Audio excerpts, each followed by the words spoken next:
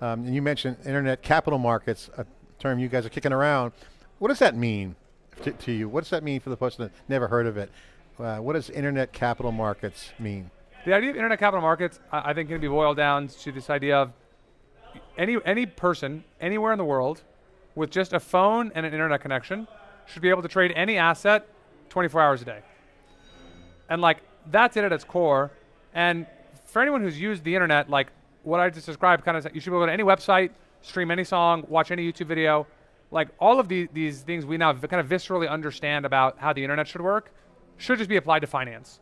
But the reality of finance today is it's like whatever, 40 hours a week or 30 hours a week. Yeah. And it's if you live in most third world countries or emerging markets, you can't access these systems directly.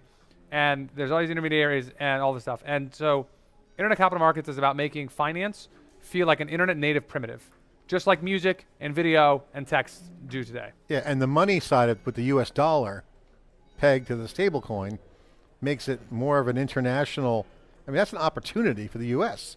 Massive. To extend. What's your reaction? How would you explain that to someone at a cocktail party? That why the stable coin backed by the USD would be important for the benefit of America? Yeah, I had the good fortune of working very closely with Senator Haggerty on the Genius Act that President Trump signed into law a few months ago. And I think the Genius Act, when we look back in 30 or 40 years, will be looked upon as one of the most consequential pieces of financial regulation ever.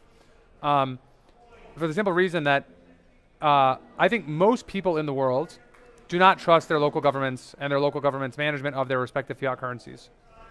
I have a hypothesis that if you could go to, there's 8 billion people in the world, and if you could go to each of those 8 billion people and ask them, what asset would you choose to denominate your wealth in if you could pick any asset? And it can be bars of gold, it can be Apple stock, it can be S&P 500, it can be Bitcoin, like whatever you want. Euros, dollars, yen, yuan, anything.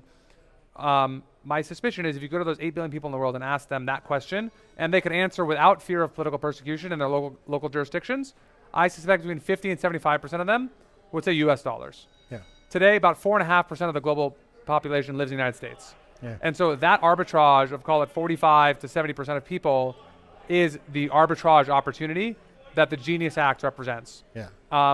In the next couple of years, we expect to see Apple and Google embed stablecoins and crypto wallets as first-class primitives in iOS and Android.